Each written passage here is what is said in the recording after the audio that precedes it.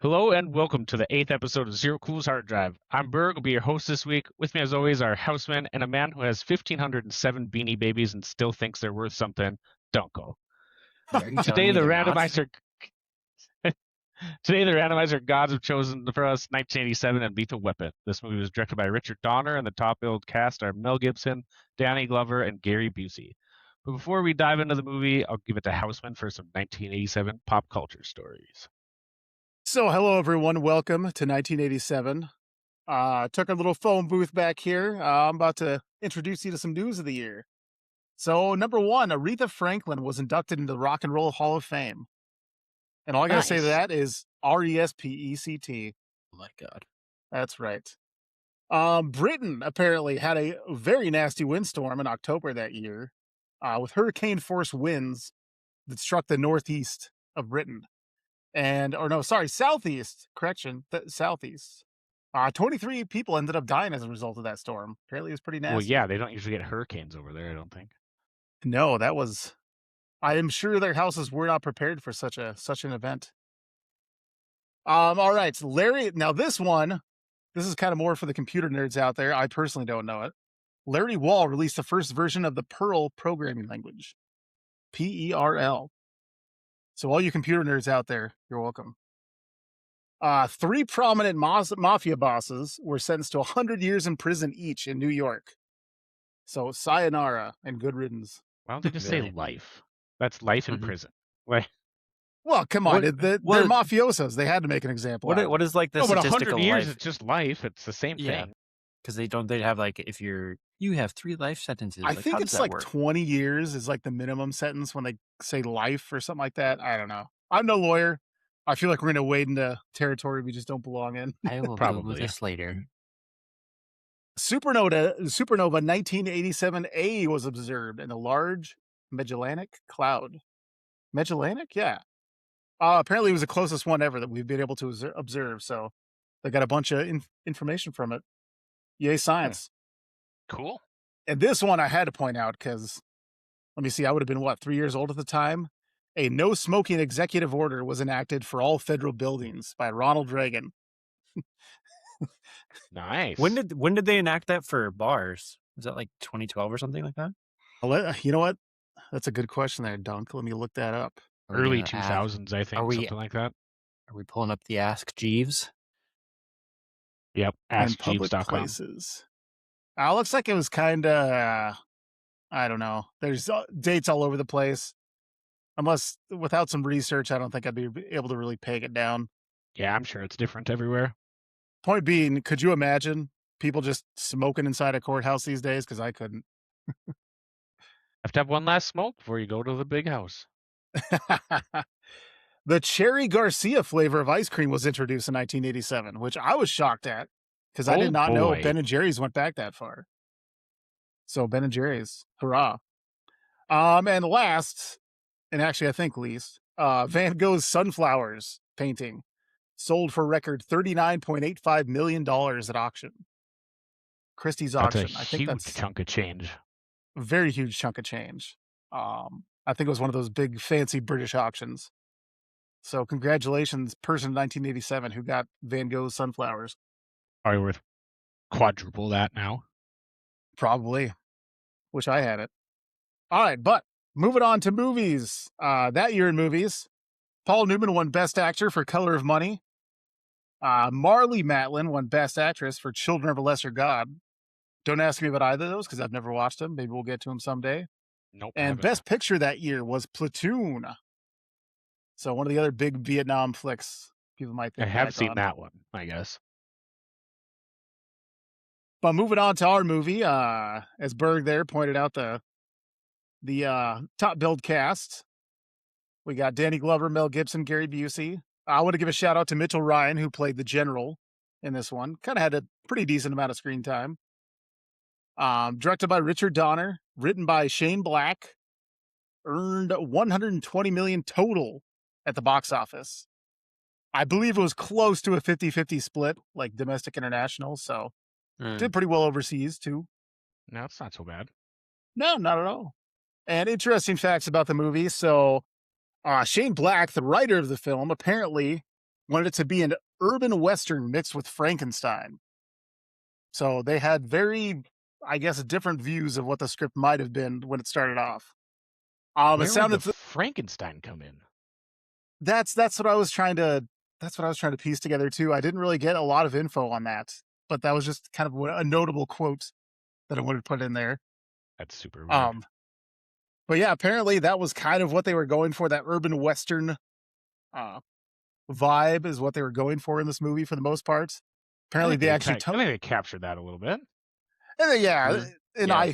I was reading that they actually toned down the violence a little bit to kind of make it more of a Western. So, you know, it was still pretty violent for sure, but apparently it would have been more violent. Yeah, it wasn't. I don't And know that it wasn't terribly violent, honestly. As far as cop movies go, it wasn't very. I don't think it was that violent. There's no deer hunter.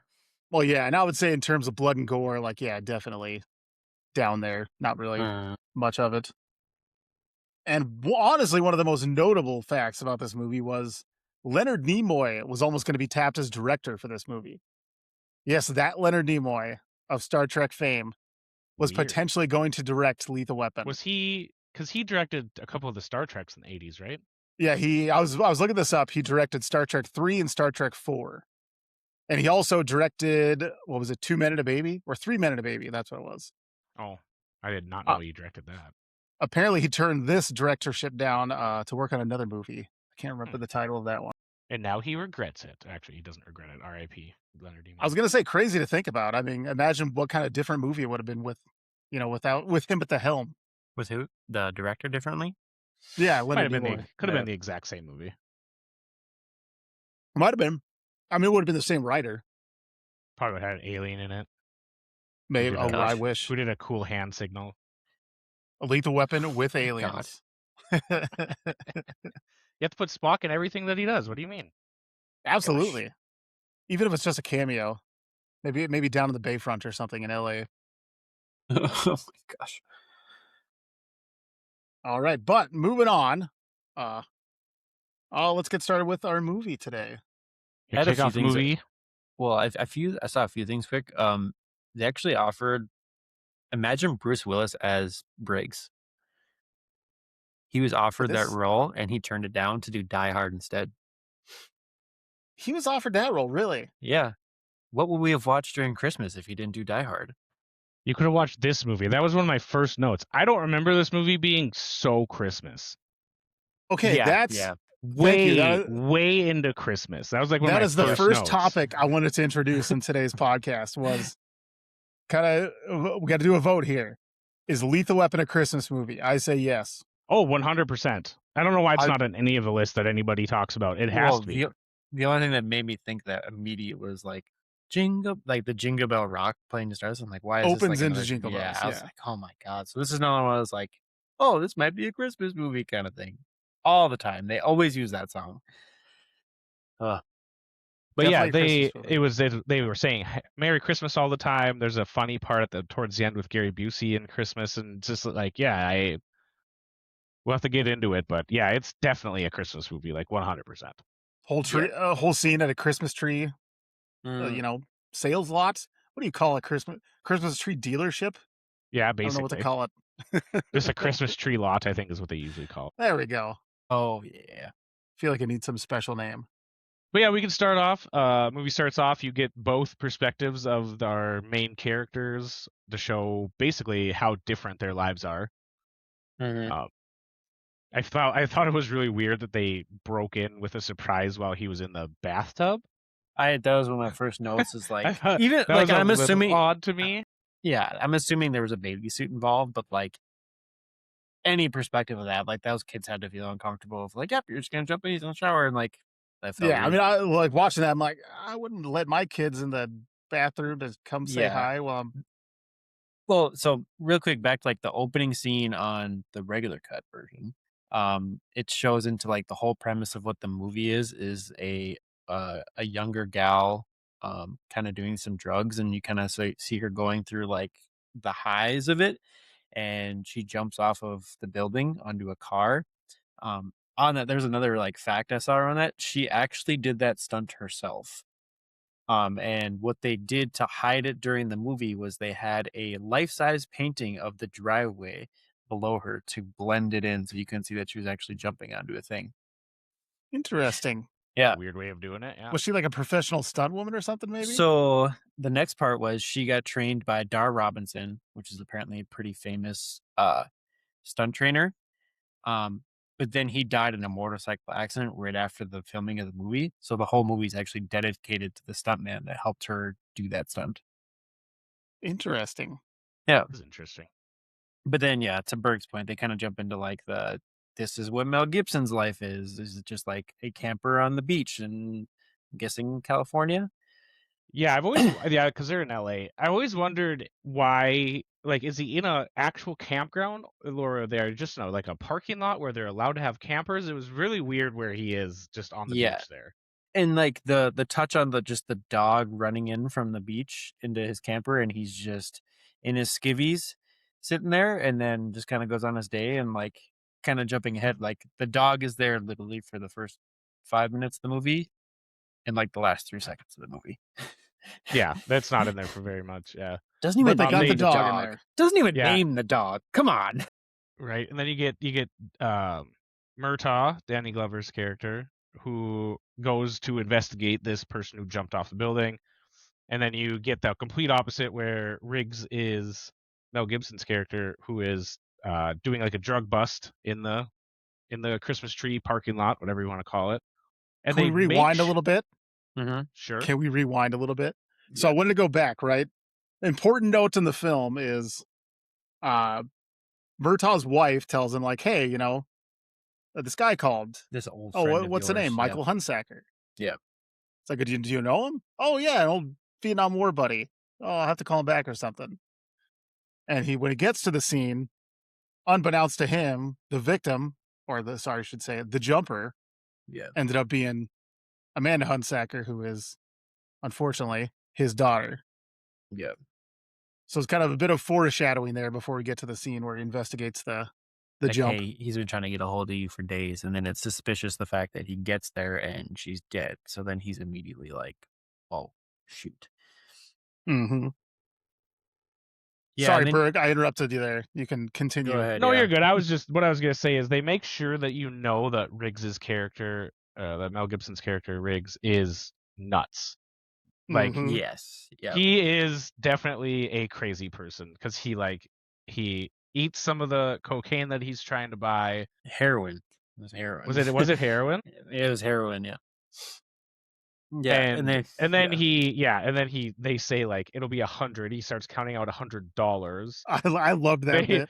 They obviously wanted 100,000, and they're like, Yeah. "Oh, this guy's crazy." And then he pulls out his gun and his badge, and a big firefight ensues in the trees. And He's like, shut up, I'm counting. yeah, he's still like 96, 97. No, you idiot. 100,000.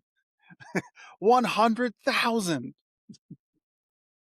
Yeah, which is a pretty funny scene. And then like, yeah, he gets a gun on him. The guy catches him in the trees, and then he just starts telling him to shoot him or shoot him and shoot me, and just confusing this guy. And then he just ends up just headbutting him.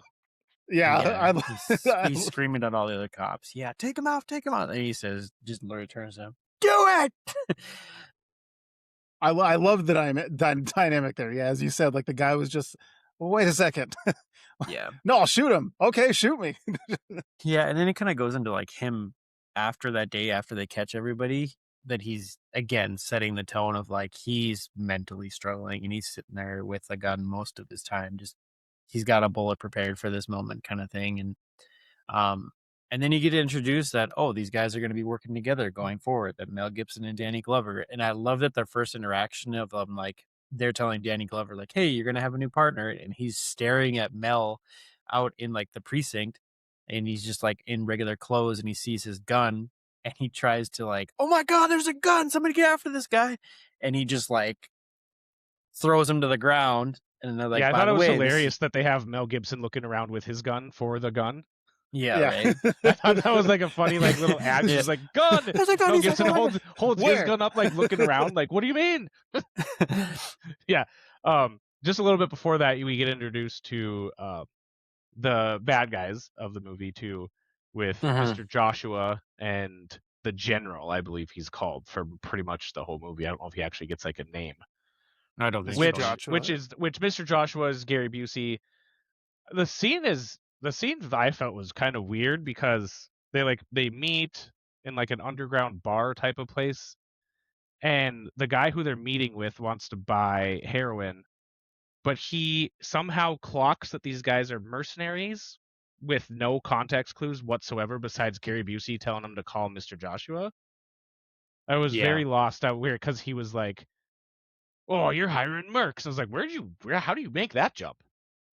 Right. Maybe it was just their demeanor or something. I don't know. Maybe. 'Cause, I I mean, mean, Gary they Busey did barely play it blinks very- in this movie.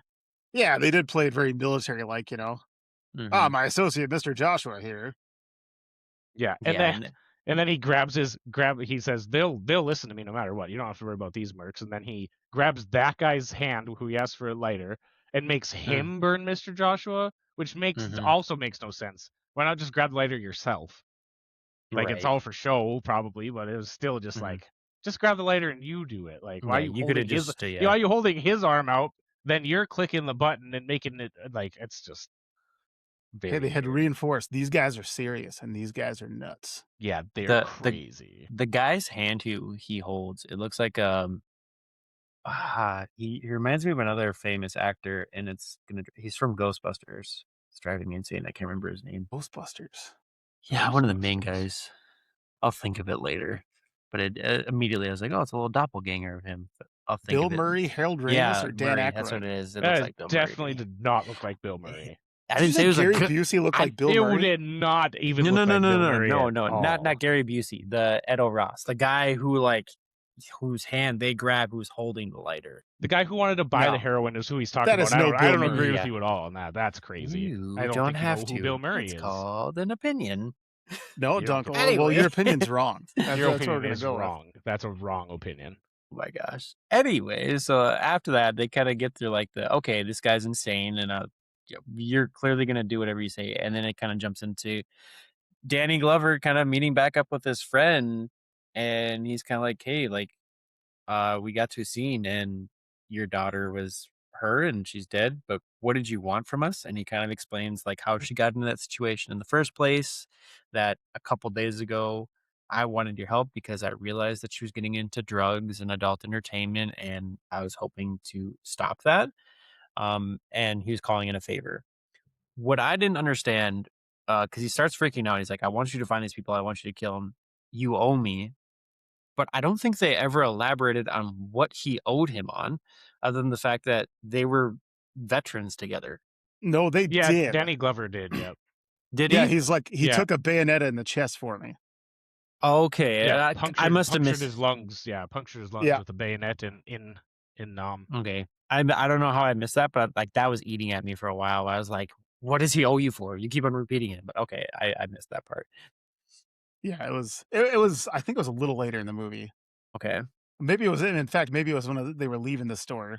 Mm-hmm. That I think that's when it happened. Yeah, he explains it when they're getting like a hot dog.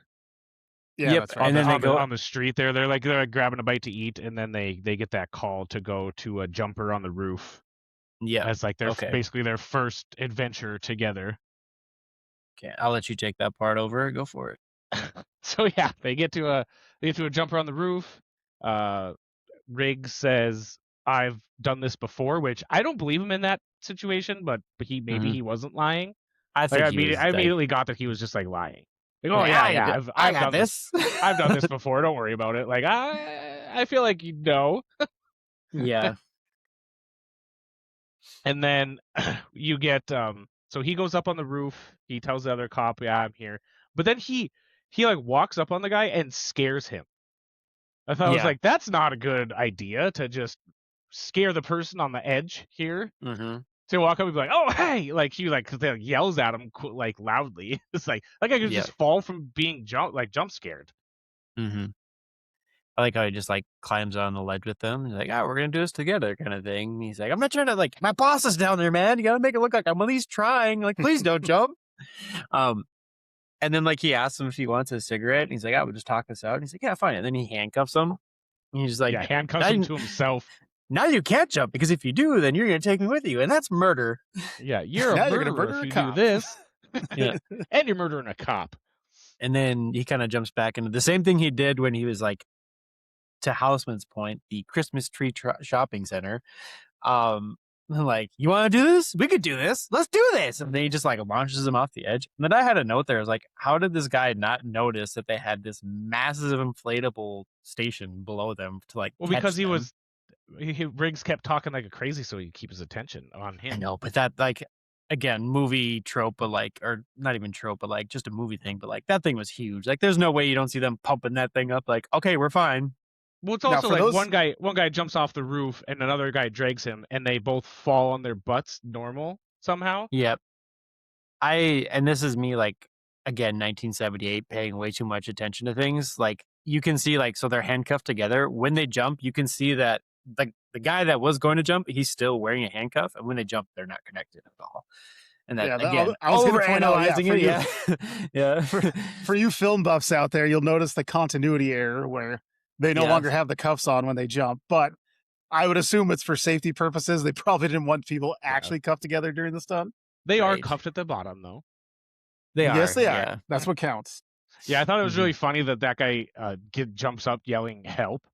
Like, Well, "Help, it's like- get me away from this guy. He's crazy." Like, I think you were they gonna must jump have- off a building, dude. Yeah, I think the handcuffs they were wearing must have been plastic because you can see right when they jump, they snap off. You know, and they're like, yeah, because Murtaugh comes up to him, right? Murtaugh's just fuming. He's like, why did you do this? Like, Mhm. what are you, crazy? You nuts? You got a death wish? But like, Yeah. honestly, when I looked at that scene, I'm like, hey, he got him down quickly. Yeah, and so He's still alive. and then he brought up the he's like, either you're actually crazy or you're trying to get psycho pension. And I never got a chance to take the time to like look up if that's actually a thing. Like, do cops get to be like, I'm going insane, give me my pension? Yeah, I'm sure leaving? it's like an early retirement from the force because you have mental issues. Would be my guess, Yeah. something along those lines. I'd imagine if it was in the film, there's probably element of truth to Yeah, it. and then Yeah. you get the really good scene where they go into just like a storefront, and Murtaugh just starts yelling at him, asking him if he's actually crazy, talking about how he only has he's 20 years on the force, and you get all the I'm too old for this stuff. That was in his notes. That was in the notes that I saw too. It's like at the time of the movie, Danny Glover is only like 40, 41, but his like repeatable line throughout the movie is, I'm too old for this shit. Well, he's 50 in the movie, Yeah. so So- he is up there. And Yeah, then he so makes. bas- I thought it Oh, was go ahead. interesting because he makes like a little small thing where he's like 20 years on the force and not had to deal with this guy. So he was 30 when he joined the force, which I thought was old for joining the police force, I guess. Right. And then maybe it's one of those things where he jumped around. But then they kind of go back and forth on like the are you actually insane? He's like, you want me to be honest about it? He's like, every night I sit there and whatever. And then he like pulls out his 6-shooter and he goes like, all right, just don't get any teeth marks on the end of it. If you're gonna do it, just do it. And then he's sitting there and like you can see the revolve, like the chamber just kind of rotating as he's about to pull it. And then he realizes he's like, oh, you're not just trying to get pension. You're actually just going insane. And he's Yeah, like, what do you say? You're just actually crazy. But then at the end, I love this line too, because at the end of it, he's like, he does this like big breath, and he's like, I'm hungry. Yeah, and he's like, I'm gonna go get some food. You want something? Yeah. And then I'm he hungry. jumps to them on the road, and he's calling like I'm guessing, which is the precinct psychiatrist. Like, yeah, he's doing all these things. She's like, yeah, that tracks. And he's like, walked back to his car. He's like, oh my god. And then Mel Gibson's sitting there. Is like, what was that phone call about? You all right? You want me to drive? No, Yeah, he was like, no, that you're not driving. that a bad personal phone call you get at work here? Yeah. Just always poking the bear nonstop. Mm-hmm. Yeah, they just kind of go to. I mean, it's pretty much after that scene, they're kind of buddy buddy. They had their big contention, and now they're just friends. I wanted. Yep, and what then was? so they go right after this is the scene in the they go and have do they go have supper at Murtaugh's place? Is that what's after this? Yeah, Murtaugh's like, hey, I'm gonna invite you over for dinner. Meet the family and everything. No, before that, this is they go to the heroin place where the girls were. Oh, yeah. So they the jump in the car and then they go up and they're just like, mansion in the Hollywood yep. Hills. Yeah, And then he's like, they get the don't we need a address. warrant for this? And then like as they're driving up, one of the adult performers is out on her bike. And she's like, hey, yeah, guys, come on in. He's like, see, we don't need a warrant when we have an invitation. I just love that scene. This totally innocent, like, oh, come on in, guys. Like, no Yeah. idea who they are, what they're doing there. Just like, come on in. Yeah. So then they get in there and then they see two girls through a window and they're just like stirring up some heroin. And then the girl's like, oh, hey, how's it going? Kind of waving at him. And like, I can't remember if they wave a gun or they wave No, a Danny badge. Glover, he kind of pulls his, jacket to the side to show his gun. Yep. And Shows they're like, his gun, yeah, and his badge I think is there too. So like shows gun and badge, and they take off running, and then the guy who obviously we don't really know much about him, but he takes a shot at him with a shotgun. We'll call him henchman number 1. Yeah, basically. I mean, like Well, he doesn't, they he thought doesn't this do guy- anything much. And they thought this guy was the boss, as they explained it, because like obviously he takes him in the knee to begin with. And there happens a few times in this where like Danny like shoots to wound kind of thing. And then Mel, like they're always like wrapping up the guy. And then somehow the guy just gets in a situation where he's like actually going to pull a gun on him. And then Mel's just going to kind of end everything. So he gets up there. Glover's trying to like hold this guy down. He pulls out the gun. Mel Gibson shoots him in the chest. And then he falls in this plastic in the water. And they both dive in to try and save him and unwrap this plastic under the water. And had a note. I'm like, just lift the guy out of the water if you're really concerned. Why are you trying to undo the plastic while he's underwater and he's drowning or whatever? Like, just lift him out. Yeah, I had a note there too. Like he took 2 to the chest at close range. Like he wasn't going to make it out of that. Like I don't think they would be jumping in that pool. Like he was very much like done. It was kind of like a bit of a physical comedy. It seemed like too, because it was like, oh, hey, this guy can actually talk. Oh wait, nope. Right. Yeah, but then you get the little respect from Murtaugh being like, "Hey, you saved my life back there, thanks." And then that's where he says, "Let's go get some food." Well, I like the line. What was it? Murtaugh says, like, "Have you ever met anybody you haven't killed yet?" He's like, "Well, you're not dead." Yeah. He's like, "Well, don't go do me any favors then." Yeah. Yeah, that is a great line. One of those good buddy cop lines. Yep. So then they go to Murtaugh's for supper time. Yes. Yep. I thought right when they get there, some kids are leaving, and he just is like, "Go, run home!" Like, obviously it was the 80s, but like it's dark outside. They're just running down the street. Is like, this is different than today's world. I mean, it seemed like a nice neighborhood, right? It was like, when did Angels in the Outfield come out? Was that more of like a 90s movie? I have no idea. Because that's like a big line for him in that movie too. Like not saying it's a big line here, but that's the first thing I thought of when he said it. When he's like, "Run home," and I was like, "Oh, that's the line he pulls the Angels in the Outfield." And the kid, like, instead of running to home plate, he physically just runs home. So yeah, they invite him in, right? Like, hey, come in for dinner. Wife's making something. Kind of funny that Murtaugh is like totally insulting her cooking. Just like some brown roast substance. A running joke of her cooking being just terrible. I'm like, whoa, gee, she cooked for it. I mean, she does tell him he's being an asshole. So that's true. And then, so during dinner, they get this weird dynamic, and I'm not. It never really paid off. It never really like went anywhere, and it just felt weird to me that Rihanna, right, Murtaugh's older daughter, and like Mel Gibson, who's, I mean, in this movie, he's got to be like 30 something, right? Yeah, I was trying to place it too. Because he was in Nam. He says he was like 19 when he was in Vietnam. So that he said probably like 69. He was in Nam in 69, so he had at least been 18 at that point. Yeah, but the other thing that threw me off with that is because they kind of after dinner, they're giving the daughter grief about like smoking and everything, but she said like she could drink, and I was trying to think like what was the drinking age in 78? Like, was it 18 or was it 21? So maybe she's at least 20 and still at home. But then she also has a moment where she talks about a dress that she's wearing to a New Year's event. So then that's what makes me assume she's at least 21.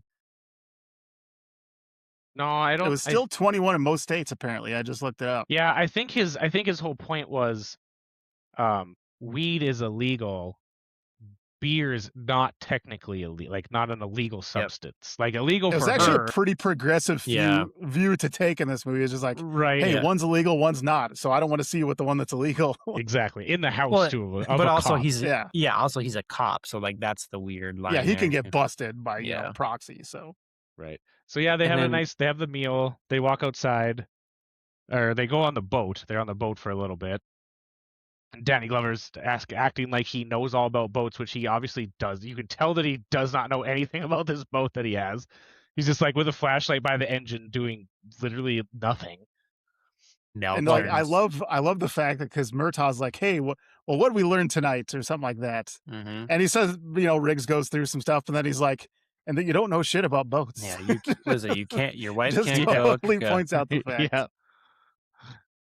And then they have like that moment at the pickup where he's like talking about how he's crazy, or if he can trust you, or something along those lines. He's like, you don't trust me yet, and then he's like, how about tomorrow? If you don't kill anybody, and I make it out alive. Yeah, I will start trusting. Then I'll trust you. And then you get the story. That's where you get the story from Riggs, where he says, "I was 19 and I did a guy in Laos at 1,000 yards." Yeah, because he was giving him credit for how good of a like, shooter he was. He was like, "Yeah, I'm." He's like, that was the only thing I was ever good at. And then I wrote down, "Yeah, because that'll make him trust you. Look more crazy in this story that you're telling." I mean, maybe it was like a trust exercise for Riggs to be like, "Yeah, this is why I do things." Okay, sure, but that's also just a crazy story. It could go the opposite way. Absolutely. And then he asks him, "Hey, did you actually like my wife's cooking?" And he just stares at him for a good 10 seconds. He's like, "No." No. see you tomorrow. Yeah. And then it cuts to next day. Yeah. And I can't remember, how do we start the next day now? They're at the gun range. Well, first he gets the footage, like the evidence on the daughter first. So like you kind of get like the material of her using like being an adult content and everything. And then he gets that yearbook. scene I didn't really understand that much of why it was I don't think it was that much important to the story, to be honest. So the only thing that throws me off is he opens the yearbook and it shows the daughter, but then the girl next to her in the yearbook is the exact same last name, because there's Amanda and Beverly. They never really talk about the sister there at all. We'll get to it later, but they do briefly mention. Okay, so but we'll get to that when we get the scene. Yeah, it was kind of subtle. Yeah, the scene in which they talk there's about some subtle stuff, but yeah, after supper they do the scene in the gun range where they're both just shooting at targets, obviously practicing. They're talking through how they think that the hooker that found the girl had something to do with actually what happened. They kind of like run through a scenario where that would happen. Like, I don't know, that's thin. It's a thin. Well, they think because it was like the pills.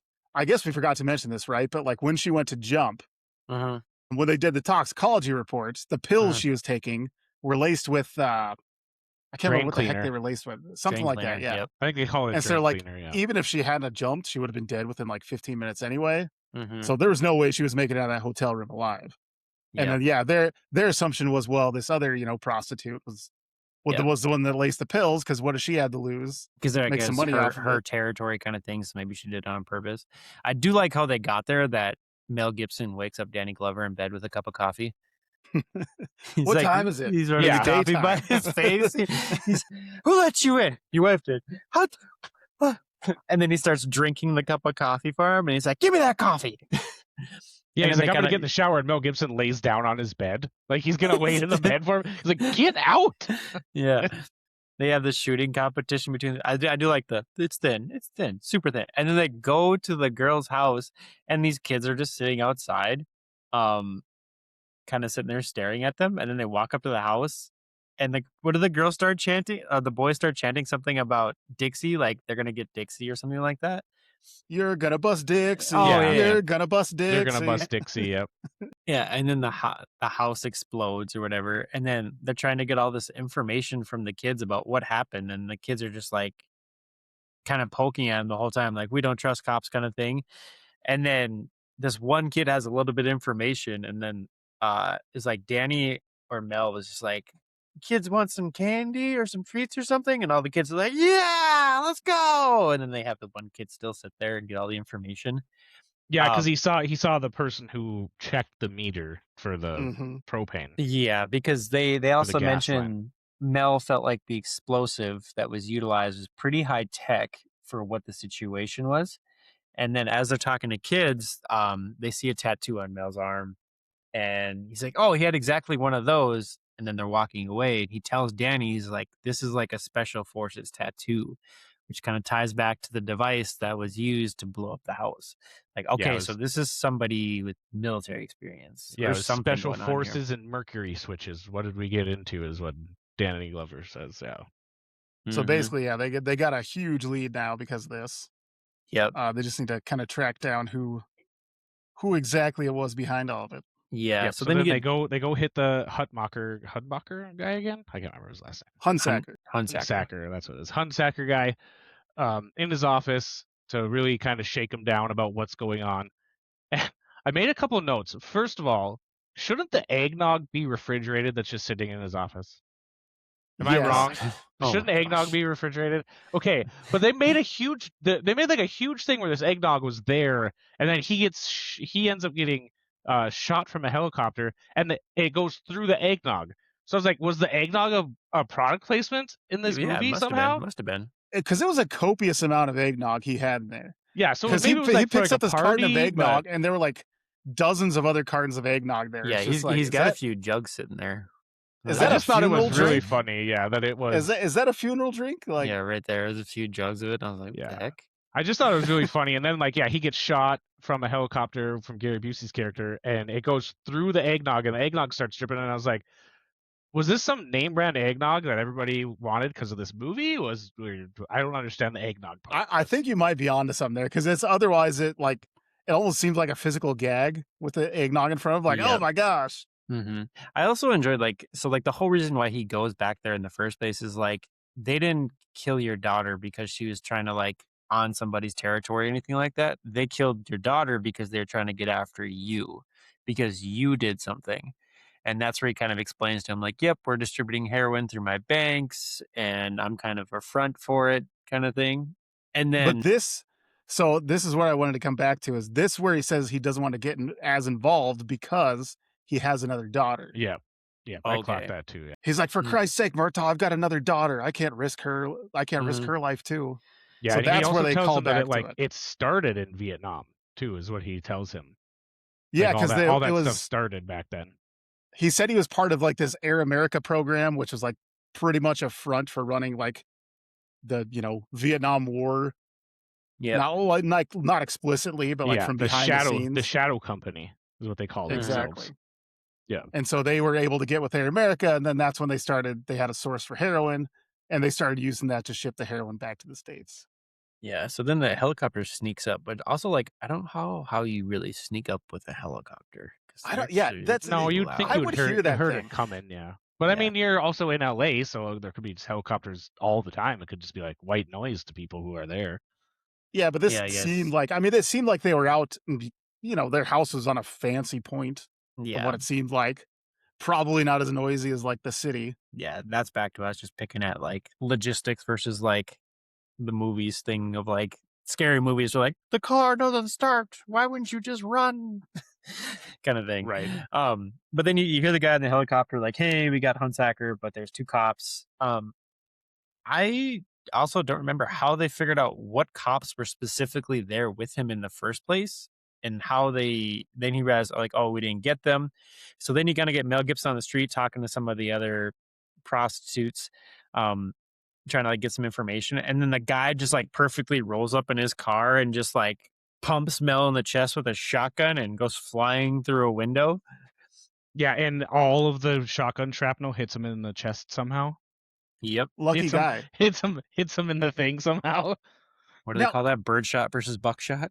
So what's funny is if you're paying attention to this scene, I just happened to glance at it, and there are exit holes in the back of his jacket. If you look back at the scene Really? on his jacket, there are exit holes at the back of the jacket. I'm like, well, obviously they didn't go through. He was wearing the vest. Mhm. And I'm like, okay, maybe like one could have gone through like above the shoulder or something, and then exited out the Like back. when he's but I just walking didn't away, you understand that. mean? Hmm? Like when he's walking away, you mean? Or like in the moment No, where he's like it like, was when he was getting up in the restaurant. Like he was shot and went through the Yeah. window. But when he was getting up, you can Mhm. see the back of his jacket, and there were some like exit holes in the back of his jacket. Maybe some Yep. continuity issues there, possibly. Yeah, I wondered, like, did they do a different version of the stunt and just reuse the same jacket for But this one? regardless, that would hurt so bad. Like the Yes. kinetic energy from a shotgun at close range, like that Mhm. would hurt so bad. I think he did an okay job at illustrating, like, hey, this hurt really bad.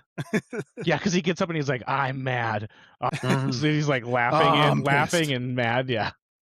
And then they start talking about like, oh, we're gonna get so famous if we get this. We're gonna start doing shaving ads, and we're gonna be so popular when we catch these guys. So that was like an interesting area. He's like, no, we're gonna end up being like lawn mowing commercial guys. That's what we'll be after all this is said and done. And then they kind of talk about how they have an advantage because they think that Mel Gibson's dead, and then they actually go back home because they get a phone call about a suspicious guy that explains the same description as the guy that his daughter said she was trying to date. So they get back to Yeah, his. he was like a gunshot victim, and they're like, hey, we got a gunshot victim, and like, hey, he's Oh, okay, blonde, yeah.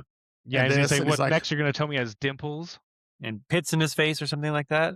They're yeah, like, yep. and And they're he's like, like, oh yeah, oh that god. matches his description. It's like, oh crap. Yeah, goes home and there's a note on his tree that, oh, we have your daughter kind of thing, and they give a Polaroid of his daughter. It was on the door. It fell off the door when they kicked the door in. Yep. And then his wife is at the top of the stairs, and they both pull their gun on her. Like, oh my god, something happened. Yeah, and then they And so wouldn't tell her what it was or anything like that. Mm-hmm. And yeah, there's this weird aside. It's like because they had to reinforce the fact that, like, Riggs is supposed to be dead, Mm-hmm. and that's Mr. Joshua calls in pretending to be a news reporter. He calls into the police station like, hey, I'm looking to get information on Lieutenant Riggs. Could you provide some information for me? And he's like, oh yeah, he's deceased. And like, I wonder Killed in action or what something are like the that. actual guidelines behind that? And like, this is again movie versus reality. Like, what are the guidelines of like when a news channel calls and's like, hey, who died today? Like, isn't there like a buffer or like an ongoing investigation thing where they like maybe don't tell the news right away? I don't know. It Yeah, kind of depends. Sometimes they might just say that it's an ongoing investigation and you don't need to worry about it. But I think if somebody dies and their next of kin have been notified, I think they'll tell them. again, kind of legal grounds I'm not comfortable weighing in on because I don't really know. Right. Okay. But I made a just note a bit though of a plot because device. Murtaugh would have been taken off this case in real life, since we're talking about it, so fast.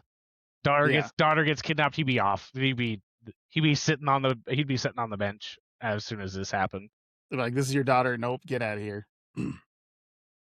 And then he gets a meeting place out in the desert to exchange himself and everything that he knows about what the guy told him before he got shot in his office. Which is another interesting thing to me. Like, why wouldn't they just ask him over the phone? Like, tell us everything you know, or we're gonna do something. Like, trying to understand like we need to meet person for this. And maybe that's like we're gonna kidnap him kind of thing.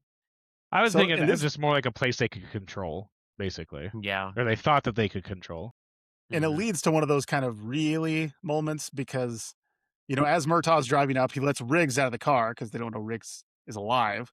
So Riggs has a sniper rifle with him. He goes sprinting off to the side. But I think to myself, like, they're in a big flat patch of sand. I had a note on that. They have a helicopter coming towards them. If I was somebody in that helicopter on this barren patch of desert, I could probably see a dude running to some bushes. And then I think that's where it comes in, where it was like far, like he could shoot from a long distance. So maybe it was. I mean, if you're far enough away and they're more looking at Murtaugh, they're not really looking for Riggs to be out there. Yeah, he had a sniper rifle, and like he finds like the one bushed area and all of that to like hide. Yeah, I had a big note for this. First of all, the music of coming up this and then the people coming to meet Murtaugh is way too epic for what's happening on the screen. Because it's just cars rolling up in the desert with a helicopter by them. And then it takes way too long. It takes entirely too long for that scene to come together It takes like a good 2 minutes of them Yeah. driving up in the helicopter coming. They wrap it around. Before it actually stops and they all get out. Now, maybe someone can help explain this to me, but I didn't understand the helicopter portion of this.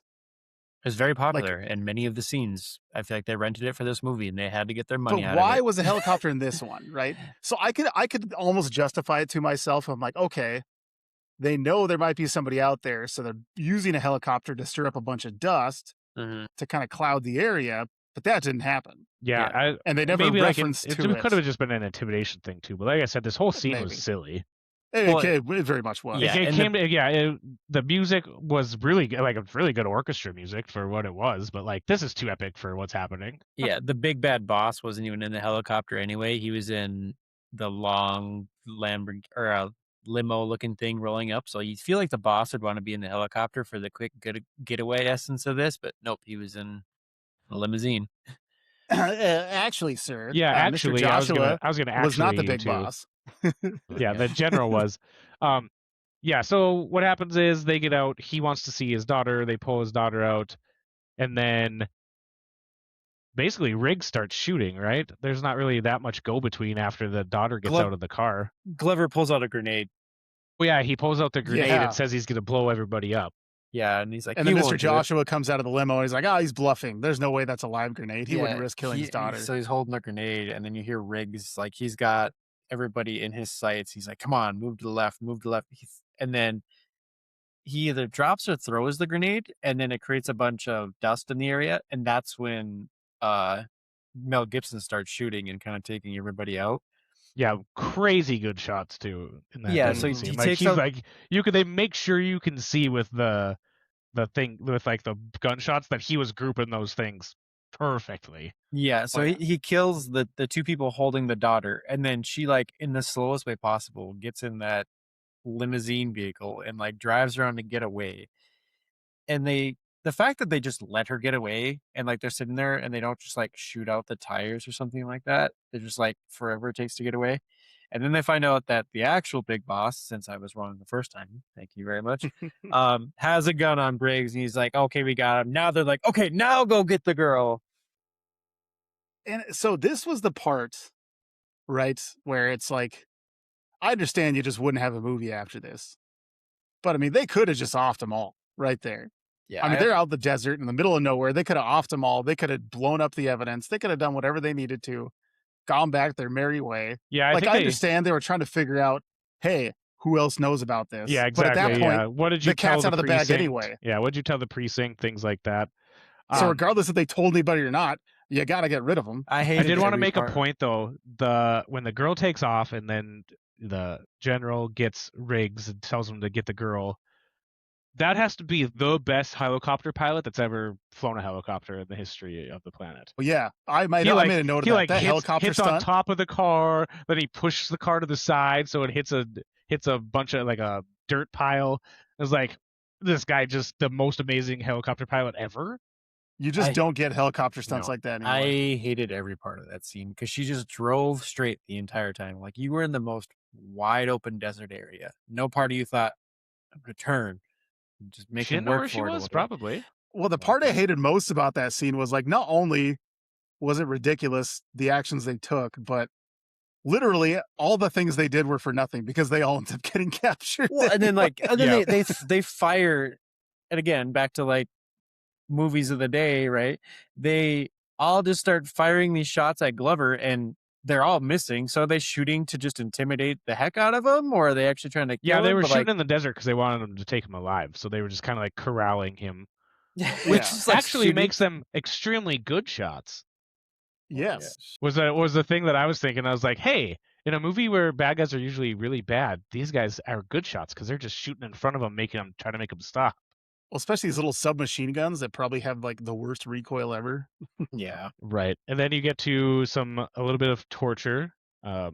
Shock. Mr. Endo. Yeah, Mr. Endo, some shock therapy for Riggs. And I made a note because in this scene, they just like start swinging him back and forth. Yeah, let's take a turn. Yeah, For some reason, which was like really weird. Like it was like shock, and then I don't like shock, and then Gary Busey would push him, and then they'd push him, and I was like, why are we swinging him? So why didn't they just like lock him in place to do this? And then there was like a weird moment where he happened to be holding him at the exact same time when he was shocking them. He's like, oh my gosh, because he got the current through everything. I was like, he got the current because also Riggs is wet, so the current is doing more damage. Jumping, It was very odd. And then you see, and instead of shock therapy, Danny Glover's character is just getting beat. Yeah, and then just punched in the mouth real hard. Punched in the mouth a bunch, and he just keeps telling him to go spit. Yeah, and then I thought that was a funny comeback. Go spit. And go spit. The salt to the wound kind of thing. Oh yeah, that is pretty messed up. Yeah, salt on his. Yeah, they got their hand on. Yeah, we'll pour some table salt in here. I've never had that happen. I'm assuming it's super painful. And then, so yeah, you see, then they say Riggs doesn't know anything, so they're gonna kill him. Mr. Joshua walks away for a second. Mr. Endo goes and it was like telling him like have a good night, I believe. Mm-hmm. He says something like, "Hey, have a good night," and then Riggs, does he headbutt him or does he kick him? I can't remember. But yeah, he like kicks him into the wall, and then he manages to get his like head in between his legs. Yeah, he gets the things. Right. He like chokes him out with his legs. Yeah, he's got like rope around his legs, and when he wraps up his head, he kind of just like chokes him out. So takes out Mr. Endo, and then he busts out of there, back into the bar, ends up shooting. Oh no, that's right. He finds out where Murtaugh is first. Ends up rescuing Murtaugh, taking out some of the baddies there, and Brianna's there too. Brianna's there because they brought her in to also intimidate Murtaugh a little bit more. Yep. Yes. And then they shoot their way out of the bar. So here was a note I made to myself, because they come out to the back rooms. And then immediately as they like enter the main bar room, one of the henchmen is there and they pop him. Yep. That's a gunshot inside a crowded bar. And nobody moves. Nobody reacts. I did that. I wrote that. I had that too. Not one person moves after the first gunshot. Not one. Yeah. Like an unmuffled pistol shot right at the bar, and nobody's like, okay. Yeah, and until like submachine gun fire starts going, then people start running for the hill. Yeah, because everybody's like, oh my God. So they get out of there. They end up on the street. I believe they start chasing Mr. Joshua, right? Yeah, and then Gibson starts running down the street, and he tells him he's going for the freeway, so he's just running down the street the entire time to catch up with him. And Murtaugh runs into a cop because Murtaugh's all bloody and he doesn't have his uniform on. I don't think he has like his badge showing, but this cop thinks like he's something, and then he flashes his badge. And then the cop takes Rihanna, so it's like, the cop takes Rihanna. He goes after the general. Everybody. Riggs goes after Mr. Joshua. Yes. Yeah, running down the street as Dylan. Running down the street barefoot. Still catches up to him. Well, he told him which street to cut down. Cut down the street, and catch him at the pass. Come on. Now, Wendy pointed out a continuity error with this scene in that he starts off barefoot. When you cut to a scene later, he's got sneakers on. Yeah. I feel like he was barefoot the whole time. No, he had sneakers on during the last half of that. Like, he has shoes. Can't say scene during that last half of that set of scenes.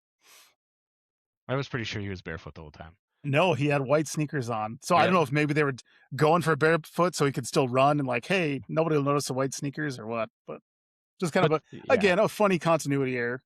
So then you get the chase scenes. Murtaugh catches up with the general and is standing in the middle of the street, and they're just gonna try to run him down, right? Or am I thinking of a different? Yeah, no. Yep. So Danny Glover kind of catches him in like the alleyway, and you see the Michael. Yeah, in the alleyway, because he's like looking for where they're at, and then he puts one in the driver.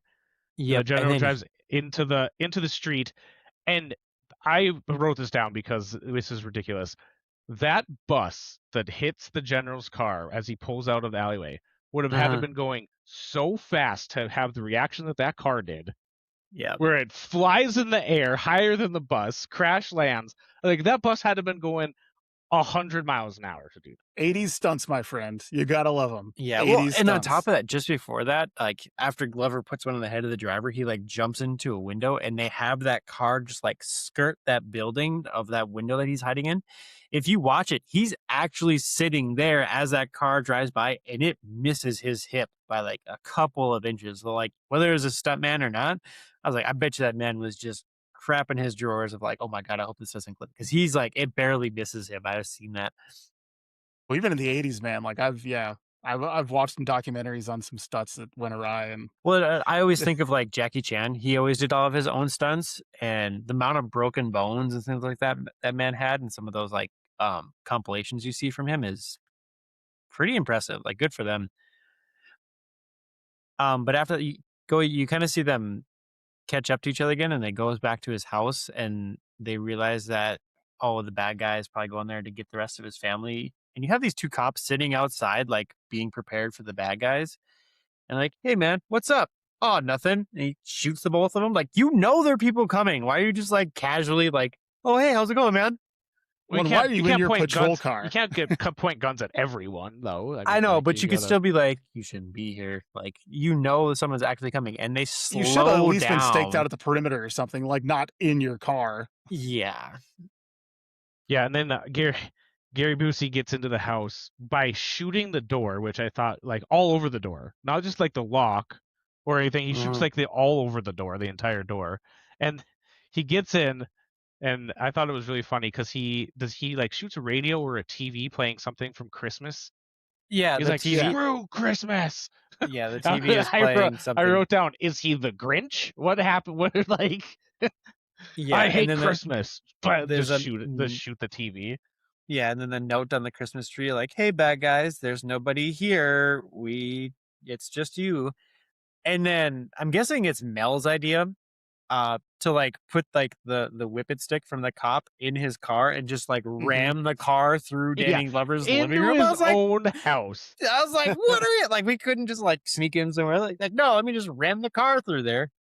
Hey, absorb some bullets. It worked. Yeah, and then they get a gun on him. They make him drop his gun, and then you get to a scene outside where Mel Gibson asks him if he wants to finish this. And you have the most ridiculous fight scene I've ever. I did not remember this fight scene. This is the most ridiculous fight scene. I remember this fight scene. Yeah. So my confusion was, did these two actually know each other from war by any means? Because he's like, I don't think they knew each other directly, but like there was this kind of rivalry because like at one point he calls them like Shadow Ops pussies. Oh, okay. Oh, way back when. So like, it was like, hey, you Shadow Ops guys weren't as, badass as us. He's like, you want the crown or whatever. And then they just duke it out for like what felt like 5 minutes. It was probably was 5 minutes. Yeah. While the cops watch. Well, Danny Glover somehow holds them all back. Of law enforcement protocol. Like, no, guys, no, they're fighting. We just gotta let it happen. Yeah. It's like, this is my scene, let it happen. Like the whole time. Absolutely crazy fight scene. No, it's a mono fight, guys, okay? Stay back. Yeah, Mel keeps on trying to go for the arm bars and everything, and then the headbutts, and they headbutt each other back and forth. And this is what I was talking about further. So like Mel finally ends up like winning the fight. The other cops roll in. And they start to like, in the most poor way possible, like wrap him up. And then like one of the cops like grabs the gun, and then they both shoot him simultaneously at the same time. And like, that was the point where I was like, there's too many moments for me where like they shoot to wound, or they're in a wounded situation, and Mel's just like, oh, I have to finish him, I guess. Dude, the double gunshot was a cool scene. I mean, come on. What was the point of it? Like, whatever. I'm glad you pointed that out, Uncle. Like because the Mr. way Joshua they lift him up, a cop's gun, huh? Yeah. They like lift him up gingerly, like they each take an arm and just kind of like. Well, he just got beat up. This reminded me of Robert Pattinson in The King. When we watched that, we're like, all right, big epic moment, and then we're just like slipping in the mud again. Like, okay. No, they should have had their knees on his back, getting his arms cuffed. Yeah. Like first chance obviously. they got. They had to see Not like, let us help you up, Mr. Special Forces guy. Yeah, but then they both had that cool gunshot scene where they were arm in arm shooting them. But then all I could think of that scene, honestly, like, and the entirety of the scene led up to it, all I could think was like, you almost got those officers killed. Yeah. because you couldn't just cuff this guy and get it over with. Yeah. You had to let Mel have his fights. Yeah. You had to go pick him up. No, those officers almost got themselves killed because why did they walk up there just slipping about like, oh yeah, buddy? He was beat Fair enough, up. right? They But, probably like- thought he was too tired. But all this was just terrible because it was like, and maybe I could justify it because I know when they roll up, it's like, hey, he killed 4 of my men or something like that because like there were 4 officers down at that point. Yeah.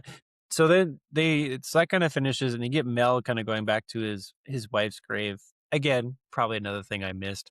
How did she die? Car accident. They never cover it Car actually. accident? Yep, they do. Did they?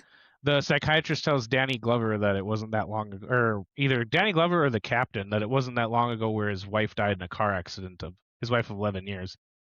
So that's one Oh, reason okay. why she thinks that he's going off of his rocker. Yeah. So then you get Mel kind of showing back up at Glover's house, and they joked about it earlier. He's like, "Oh, maybe this is all said and done. You get a present from me, for your birthday." And then he gives his daughter the bullet that he'd always intended to use on himself. And she's like, "What the heck?" And he's like, "He'll know what it means," kind of thing. And then he starts to walk away. Glover comes outside. He's like, "Don't make me eat that terrible cooking by myself. Like, you're going to have to come in with me." And then it's just like, "Do you still think I'm insane?" "No." "All right. Yeah, I'll come eat with you." Yeah, because he's And like, then- you know I'm not crazy, right? And he's like, Yeah. And, yeah, and I then know." Mel, and then Mel says like, "Hey, you know your daughter's got the Yeah, hots for me." I was gonna bring that up, like, because you mentioned earlier, like, it really never come to fruition. I was like, no, at the end, he's kind of like, "Hey, just so you know, like, I think your daughter's into me." He's like, And Murtaugh's like, I'll kill kill you you myself. Yeah, and he's like, "Oh, do you mind if I bring a friend with?" And he's like, "No, I guess not." And then he calls the dog. Yeah, and then Yeah. again, the dog's back, and then As you pointed out, Dunkel, like, Yeah. he gets one good scene at the beginning, one good scene at the end. they don't even give him a name. Like, come on. And Nope, I don't think they did. the way they like film that scene makes you think there was supposed to be some sort of payoff with the dog, Yep. and then maybe the dog was featured more, or maybe the dog was a hero at some point. But it's like they just like focus in on the dog running out of the car. Yeah, pretty much. Yep. It just made me think like, is that Richard Donner's dog or something? Wasn't Like, too do they much have for to the like dog, yeah. shoehorn him in? I'm gonna roll through the end credits later and see if I can find the dog and actually give him credit for his name. There you go. It's hurtful. But yeah, we could probably get to final thoughts and ratings. I can give it a start. I give it a 1367 out of 1507. It's definitely a fun movie, good action, good comedy, definitely a solid flick. I like it. I've seen it Mhm. before, so this would be the unbiased. I think biased would probably be a little higher, but unbiased with all the continuity and some weird things that they put in there. Yeah, 1367. Houseman. I think I'm gonna roll with a 1334 on this one. Hmm. I'm kind of in the same thing, right? It was a good. I was definitely watching this objectively because, truth be told, I have watched this thing at least a dozen times in my lifetime. Mm-hmm. So I did try to keep kind of a more critical eye on it. But honestly, like, it's a well-paced flick. Mm-hmm. It has some decent acting. I mean, obviously, it's going to have some schlocky 80s action nonsense, Mm-hmm. as with any movie in the 80s. But I like the dynamic between Murtaugh and Riggs. It just worked well. Did you watch it in a drive-up movie theater when it came out too? They're all the rage. Oh, For me, I think I felt that one in my hips. yeah, Jesus. for kind of in the same range, like that 1356. Watching it from a fresh lens and knowing it's a very popular movie. It was definitely the 80s, and there's kind of a lot of goofy moments. But knowing that it's a series and there's more to it helps a little bit. So they can kind of expand on like this relationship between Glover and Gibson. So there's more to it. Kind of helps that mentality for me. But yeah, good movie. Didn't mind it. I'd watch it again. Now, a little funny kind of name drop. So this is going to be a bit of a weird one here. I used to have a history teacher named Mr. Wilson, Mm-hmm. and he went over the story. It was the story of, and folks, if you're listening out there, go ahead and look this story up. It's kind of one of the oldest like stories ever told. But my history teacher actually described it as the first buddy cop story ever. So it's the story of Gilgamesh and Enkidu. It's an old Sumerian story.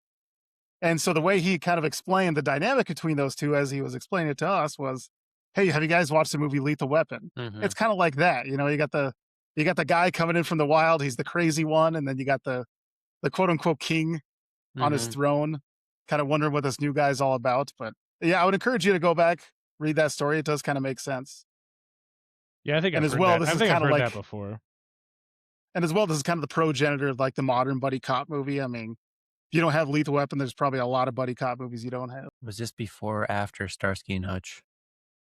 Starsky and Hutch would have been before this, and I was thinking that when I said it too, but I think this really kind of sealed the deal, though. You're gonna hate this. I only know the modern version of Starsky and Hutch that probably came out in like, I want to say 2005 or 6, and I probably butchered that, but because wasn't it? It wasn't Ben Stiller, was it? You sure you don't need to go change your diaper there, Dunkel? My gosh, this story is the oldest story told, right next to your birthday.